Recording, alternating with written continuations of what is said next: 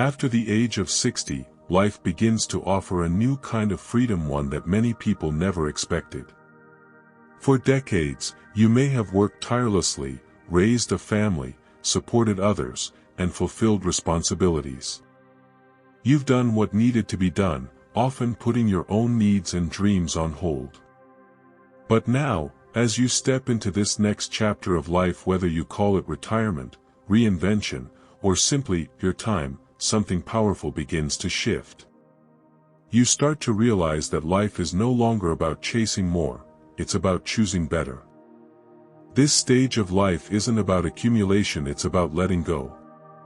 Letting go of the habits, expectations, and pressures that no longer serve you. It's about clearing space not just physically, but emotionally and mentally for joy, peace, and meaning. Many people don't talk about this truth, that real happiness at this stage often comes not from doing more, but from doing less. It comes from removing the weight of unnecessary worries and living more intentionally. One of the first things worth letting go of is the habit of saving money out of fear. For most of our lives, we're taught to save for a rainy day, for retirement, or for unexpected emergencies. And that kind of financial discipline is incredibly valuable. But what happens when later is already here? When you've saved enough and your basic needs are covered yet you still feel too afraid to spend? Fear-based saving can become a barrier to fully enjoying life. I once met a man with over $2 million in retirement savings, a paid-off home, and zero debt. He had more than enough to live comfortably for the rest of his life. Yet, every time his wife suggested taking a trip or going out for dinner, he would freeze. What if something happens, he would ask. But the better question is, what if nothing happens? What if you never use the money, never take the trip, never create the memory? Money is a tool not just for emergencies, but for living. If you've planned well and taken care of your responsibilities, you've earned the right to enjoy what you've built. That might mean taking a vacation, buying a meaningful gift, or simply treating yourself to a joyful experience. Don't spend recklessly, but don't live in fear either. Ask yourself, what is worth spending on while I still can? You don't need to wait for permission to enjoy your life. You've already earned it.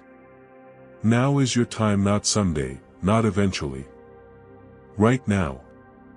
As you move into this new stage of life, having given yourself permission to spend what you've saved, it's important to consider what you're spending it on. After 60, it's time to let go of spending money on things that do not genuinely bring you joy. Many of us fall into patterns of spending without thinking, buying out of habit, guilt, obligation, or simply because something is on sale. We sometimes spend to fill an emotional void or to keep up appearances, without truly asking ourselves if these purchases enhance our happiness. Take a moment to reflect. How much of what you buy actually adds meaning or fulfillment to your life? I once spoke with a woman in her early 70s who realized she had spent thousands of dollars each year on clothes she rarely wore, gifts she felt pressured to give, and gadgets she didn't even need. Yet, when asked about her most cherished memory, she didn't mention any of those purchases. Instead, she talked about a $600 plane ticket she bought to surprise her sister on her birthday. That weekend full of laughter, shared memories, and emotional connection meant more to her than all the material things combined. This story reveals an important truth: there's a big difference between spending and spending well. After 60, your money should be directed toward the experiences and relationships that truly matter to you. Maybe it's traveling to new places, investing in quality time with your grandchildren, taking up a new hobby, or upgrading something that improves your daily comfort, like a cozy recliner that eases your back pain. Whatever it is, spend consciously and intentionally. Let go of purchases driven by guilt, fear, or the pressure to impress others. You owe no one an explanation for how you choose to enjoy the resources you've carefully built over your lifetime. And remember, joy doesn't always come with a price tag. Some of the richest moments in life are the simplest ones: a conversation on the porch, a walk in nature, a handwritten note to a dear friend. Before making a purchase, ask yourself, is this helping me live the life I truly want? If the answer is no, reconsider. Spend with your heart, not out of habit. The goal at this stage isn't about accumulating more or even having less, it's about filling your life with meaning. Every dollar you spend is an opportunity to align your life closer to your deepest values and desires. At this point in your journey, the focus should be clear: enrich your days, nurture your relationships, and create memories that make you smile when you look back. Spend intentionally, spend joyfully, and spend in a way that reflects the beautiful life you have earned. As you enter this meaningful stage of life, another important shift to embrace is the idea of valuing your time over money. For most of your life, time and money have been tightly connected. You worked hard to earn a paycheck, built your career, and provided for yourself and your family. You traded hours, energy, and effort for financial security, and that was necessary and admirable. But now, after 60, the rules begin to change. At this point, time becomes your most precious currency, even more valuable than money. The question you must ask yourself is, are you still working because you love it, or are you working out of fear, habit, or uncertainty about what life would look like without a job? Many people automatically continue working without ever stopping to ask if it's still serving their happiness or sense of purpose. Choosing to keep working after 60 is not wrong. In fact, it can be incredibly fulfilling if your work still brings you joy, energy, and meaning. There's beauty in continuing to teach, build, create, or serve if that work lights up your spirit. I knew a man who taught high school for over 30 years. When he turned 62, friends and family constantly asked, "When are you going to retire?" His answer was simple: "When I stop loving it." And true to his word, he continued teaching until 67, only retiring when he genuinely felt ready. He walked away peacefully, with no regrets, knowing he had fully embraced the part of his life that still fulfilled him. However, I've also seen the other side: people staying in jobs they no longer enjoy simply because they don't know who they are without their work identity. They stay busy to avoid confronting fears about aging, slowing down, or finding new meaning. But here's a truth that cannot be ignored: while money can always be earned, time, once spent, can never be regained. Every day you spend doing something that drains you is a day you can't get back. No paycheck, no promotion, no bonus is worth the trade if it costs you your joy, your health, or your peace of mind. After 60, it's time to start measuring the value of your days not by the dollars you earn but by the fulfillment you feel. If your work still inspires and energizes you, then by all means, continue proudly.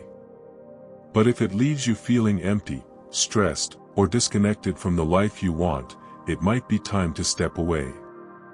This chapter of life calls for a new trade, exchanging your time not for money, but for meaning. You have already spent decades earning, building, sacrificing. Now, it's time to invest in the things that make you feel alive. Your time is your most sacred asset. Spend it wisely, with intention, on the people, passions, and experiences that truly matter. One of the most liberating decisions you can make after 60 is to stop postponing the experiences you've always dreamed of. Throughout our lives, it's easy to fall into the habit of saying, someday we'll take that trip, learn that new skill, visit that long-lost friend, or finally start that project. But here's the truth: someday is not a real day on the calendar. And for too many people, someday never comes. I once spoke to a couple who had always dreamed of traveling across the country in a vintage Airstream trailer. They had the financial means and the time, yet year after year they kept saying, "Next summer. Maybe next year." Life kept getting in the way: work, obligations, routines. Then one winter, the husband had a health scare. It wasn't life-threatening, but it was enough to shake them awake. They realized they had been waiting for a perfect moment that might never come. So they packed up, hit the road, and months later told me it was the best decision they had ever made, not because every day was easy or perfect, but because they finally lived their dream instead of endlessly postponing it. This story is a powerful reminder: you don't need to wait for everything to align perfectly before you take action. You don't need more permission, more planning, or more certainty. What you need is the courage to say yes to the life you've always wanted. Often, behind the excuse of waiting, there's fear of change, fear of the unknown, fear of stepping outside the comfort of routines. Even planning itself can become a form of avoidance. But what if, instead of waiting, you chose to live now? What if you decided that today is the right time to start? You're not too old. It's not too late. No matter your age, the world still holds magic, wonder, and countless opportunities to create memories. Whether it's learning to paint, hiking a trail you've always dreamed of exploring, writing a heartfelt letter, or reconnecting with an old friend, these experiences are waiting for you. The truth is, the most meaningful moments rarely require perfect timing. They require presence, intention, and a willingness to embrace a little bit of uncertainty. Every day you delay is a day you could be filling with joy, growth, and connection. So I ask you, what is something you've been putting off? And what would it take for you to start today? You don't have to transform your entire life overnight. Begin with one small step: a decision, a call, a plan, and let that first action carry you toward the life you've always wanted. Your dreams don't have an expiration date. The only thing they require is your commitment to stop waiting and start living. This chapter of life is about embracing action, embracing joy, and refusing to let fear hold you back any longer. As you move deeper into this new chapter of life, one of the most vital gifts you can give yourself is to stop neglecting your health. It's easy to think about the years ahead in terms of quantity: how many more years we hope to have. But the more important question is about quality: how many healthy, vibrant years do you have left? Without your health, even the best-laid retirement plans lose their meaning. It doesn't matter how much money you've saved, how beautiful your home is, or how exciting your travel plans are if you don't have the energy or strength to enjoy them. Health is the foundation upon which all your dreams and experiences are built. Ask yourself honestly, would you rather have $20 million but wake up every day feeling sick, exhausted, and in pain, or have a modest amount of money but feel strong, lively, and free to do what you love? Most people, when faced with this choice, realize very quickly that good health is the true wealth. Yet strangely, many of us live as though financial wealth is more important, pushing health to the side as something we'll get to later. The good news is that reclaiming your health doesn't require radical, overwhelming changes. You don't need to train for marathons or overhaul your entire lifestyle overnight. It starts with small, sustainable steps. Go for a daily walk, even if it's just around the block. Choose water over sugary drinks. Stretch gently in the morning to keep your body flexible. Join a local fitness class tailored for your age group, or start simple strength training to improve balance and prevent injury. This isn't about chasing youth or fitting into old standards of beauty. It's about preserving your independence, your energy, and your ability to fully engage with life. It's about being able to play with your grandchildren, travel without aches, dance at family weddings, and wake up each morning excited for the day ahead. Your body is the vehicle that carries you through all the adventures still waiting for you. Like any vehicle, it requires regular maintenance, attention, and care. Make that doctor's appointment you've been putting off. Prepare one healthy meal this week. Just one small choice can create powerful momentum. Caring for your health after 60 is not about seeking perfection. It's about gaining momentum and building habits that will serve you for years to come. It's about making the most of the precious time you have, ensuring that you live not just longer, but better. Remember, the best time to start taking care of your health was yesterday. The second best time is today. You still have so many beautiful moments ahead of you. Give yourself the gift of being healthy enough to fully live them. Another powerful shift to make after 60 is learning to stop worrying about what others think. For much of our lives, we are shaped by expectations, those of our parents, employers, friends, and society at large. We strive to be good parents, loyal workers, dependable friends. We follow rules, meet obligations, and often put our own desires aside to fulfill the roles others expect of us. But at some point, you must ask yourself a critical question: who am I living for now? It's easy to stay trapped in the habit of seeking approval. It's easy to hesitate on dreams, hobbies, or choices because of fear of judgment, of seeming foolish, of not fitting into someone else's idea of who you should be. But after 60, it's time to claim your freedom. Freedom to be your true, authentic self. I remember one woman who had always dreamed of painting. Yet she hesitated for years because she was worried, what if I'm not good at it? What if people think it's silly at my age? Eventually, she decided to sign up for a local art class. And it changed her life, not because she became a famous artist, but because she finally gave herself permission to do something purely for her own joy. She painted not for praise, but for the love of the experience itself. Here's the truth: the older you get, the more you earn the right to stop caring about the noise around you. You want to wear bright colors that make you happy? Do it. You want to travel solo, learn a new skill, say no to gatherings that drain you? You absolutely have that right. This isn't about being rude or selfish, it's about living honestly and authentically. There's a famous lesson shared by a hospice nurse, Bronnie Ware, who recorded the most common regrets of people at the end of their lives. The number one regret was this: I wish I had had the courage to live a life true to myself, not the life others expected of me. Let that truth sink in deeply.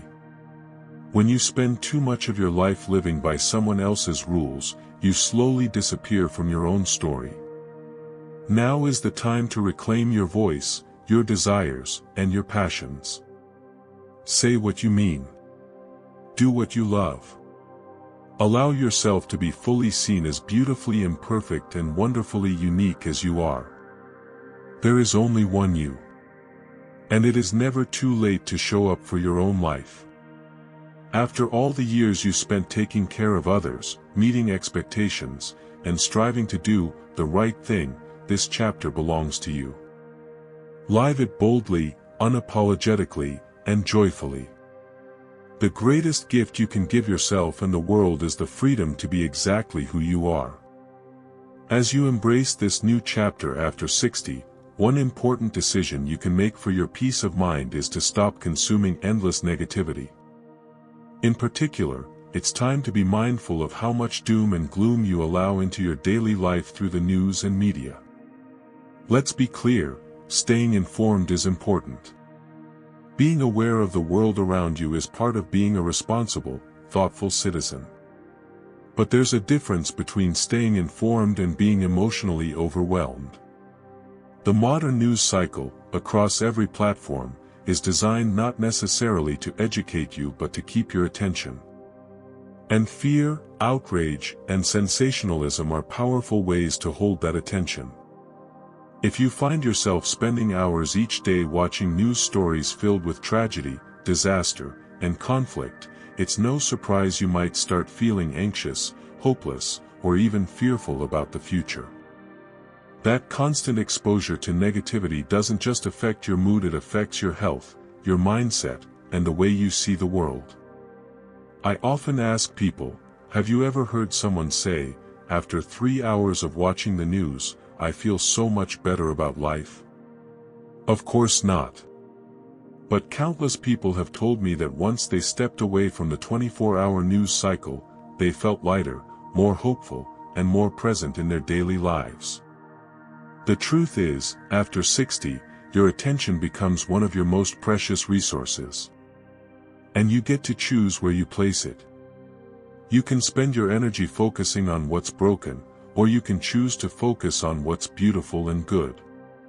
Because yes, even in a complicated world, there is still kindness, generosity, laughter, music, art, and love. There are still countless reasons to be hopeful. This doesn't mean ignoring important issues or pretending bad things don't exist. It means setting healthy boundaries around how much negativity you allow to enter your mind and spirit. Stay informed, yes, but limit the amount of time you spend absorbing stressful news. Turn off the television or close your news apps when you feel your anxiety rising. Choose to read from thoughtful, balanced sources that respect your intelligence rather than preying on your fear. Ask yourself honestly, is watching this helping me take meaningful action?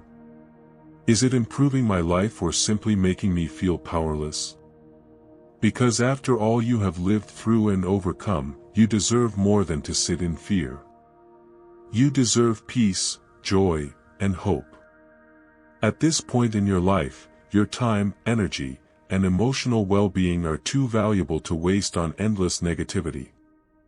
Direct your attention toward what uplifts you, what inspires you, and what helps you live more fully. You have the right and the responsibility to protect your peace. Another critical shift to make after 60 is learning to find balance with your financial planning, neither ignoring it nor obsessing over it. Money management remains important throughout every stage of life, but after 60, it requires a new, healthier relationship with your finances, one rooted in clarity, peace, and purpose. On one side, there are those who avoid their finances altogether. They find it overwhelming, intimidating, or simply uncomfortable to look at numbers, budgets, or future projections. They tell themselves, I'll deal with it later, or it's too late to change anything now. But avoidance doesn't make financial concerns disappear, it only allows them to grow larger and more stressful in the background. After 60, having a clear understanding of your financial situation is not just smart, it's essential. You don't need to be a financial expert, but you do need to know how much income you need each month to live comfortably, what your healthcare needs and protections are, how your resources will support your lifestyle if unexpected challenges arise. A simple, thoughtful plan can give you tremendous peace of mind. Working with a trusted advisor or taking time to review your financial situation carefully can transform your mindset from fear to confidence. It's about feeling secure enough to make decisions based on your dreams, not your anxieties. But on the other side of the spectrum are those who become consumed by financial planning. They check their accounts obsessively, scrutinize every penny spent, and worry about how every choice will affect their tax situation or retirement portfolio. They become so focused on preserving their money that they forget why they saved it in the first place, to enjoy life. Remember, you did not work hard, save diligently, and plan carefully just to stare at numbers on a screen. Your financial resources are tools meant to support a life of meaning, joy, and connection. If you find yourself hesitating to take a well-deserved trip, to make a cherished memory with family, or to invest in something that brings you true happiness because you're too worried about your account balances, it's time to reframe your perspective. A successful financial plan isn't just about a high account balance, it's about a well-lived life. It's about knowing your needs are met and giving yourself permission to use your money to create experiences, opportunities, and joy, rather than hoarding it out of fear. After all, financial security should give you freedom, not imprison you. It should empower you to say yes to the things that matter most. So take care of your finances, absolutely, but don't let them rule you. Use them wisely and intentionally to craft the beautiful, fulfilling life you've always envisioned. As you move forward into this precious stage of life, perhaps the most important shift you can make is to stop living as if you have forever. This isn't about creating fear, it's about embracing reality with a sense of gratitude and urgency. By the time we reach our 60s, most of us have been touched by loss in some way. We have lost parents, siblings, friends, and others we loved deeply. And through those moments of grief, we are reminded of an undeniable truth: life is not unlimited. While we all intellectually understand that our time here is finite, it's easy to fall back into habits of postponement. We tell ourselves, "I'll do it next year," or "I'll call them tomorrow," or "I'll chase that dream when the timing is better." But the future is never guaranteed. The only time we truly have is now, this day, this moment. I often ask clients a simple but profound question: if you knew this was your last year, how would you live differently? Most people immediately know the answer. They would spend more time with loved ones. They would express their feelings openly. They would stop tolerating what weighs them down. They would finally start pursuing the dreams they've kept tucked away for too long.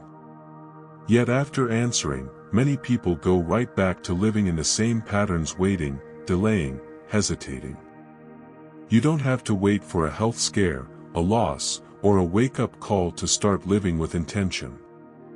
You can choose today to recognize how fragile and beautiful life is and to honor it with the way you spend your time. Maybe it's calling someone you've been meaning to reconnect with. Maybe it's writing that book, planting that garden, booking that trip, or simply saying, "I love you," to someone who needs to hear it. Small actions can change the course of your life because they bring you into the present where real living happens. Of course, you can't do everything in one day. You don't have to. But you can begin. The goal is not to live in fear of death, but to live in deep respect for life. To cherish each sunrise, each conversation, each laugh, and each quiet moment of peace as the miracles they are. You are still here. You are breathing. You have today. And today is more than enough reason to stop waiting and start living fully. Letting go of the illusion of endless time allows you to live with greater clarity, purpose, and joy. It frees you to choose what matters most and to let go of what doesn't. It reminds you that now, not someday, is the perfect time to say yes to the life you truly want. You have earned the right to live lightly, joyfully, and intentionally. This chapter is yours to write one beautiful, meaningful day at a time.